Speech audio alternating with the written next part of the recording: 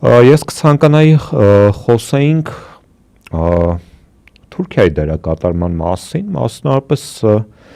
մի քանի օր առաջ տեղեկություններ տարածվեց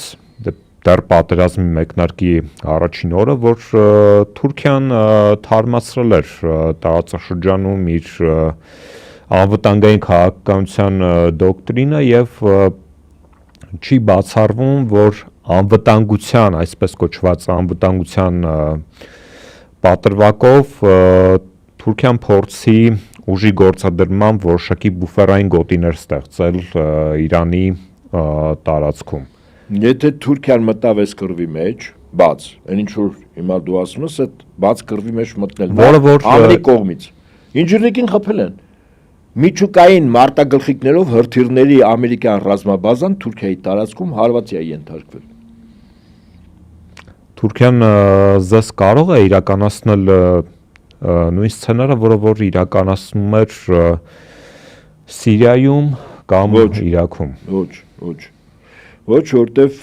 Իրանը ունի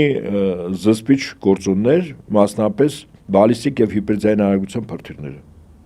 Վստահաբար այդ կա։ Այսինքն այնպես չի, Սիրիան եւ Իրանը այս առումով, զինական առումով եւ ժողովրդի քանակի առումով, զինվածության առումով, զինանձնակազմի առումով չափելի չի, նույնիսկ չափելի չի։ Հետաբար Թուրքիան ինչպես միշտ փորձելու է մանևրել, տեսնել որտեղ թույլ օղակ է, թույլ օղակը փոկել։ Թուրքիան դա է նայելու։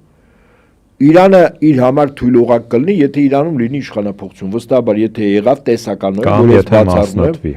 դե իշխանափոխության հետևանքով իհարկե գնալու է մասնատման գործընթաց, ինքը թույլ տեղը տեսավ, ինքը փոկելու է։ Շնագայլերի նման։ Այսինքն Թուրքիան ինքը նաև հասկանում է, որ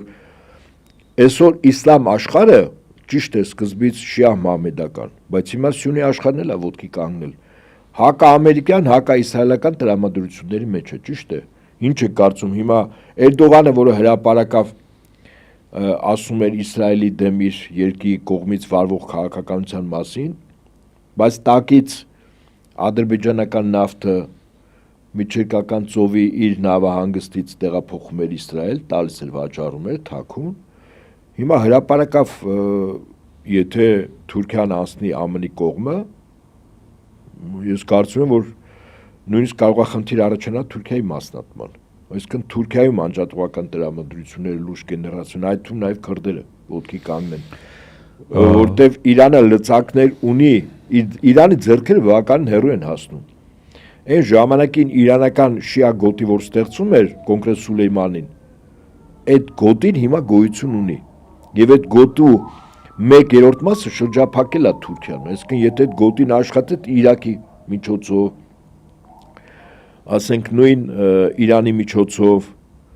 Հունաստանը սկզբունքորեն կարող է արդից օգտվել, եթե Թուրքիան ինչ-որ խնդիրներ ունենա,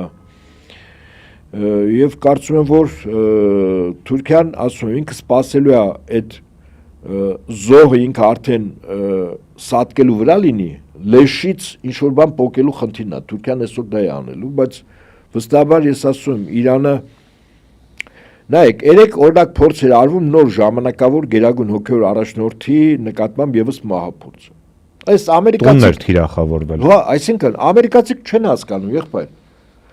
Անձին իրանք իրենց արշինով են չափում։ Անձին սպանելով համակարգը չի սպանում։ Այաթոլաների ինսուլտը չի սպանվում։ Քաղաքական համակարգի հաշվարկով են նայում։ Հա, բայց այդտեղ լրիվ այլ համակարգ է, չէ՞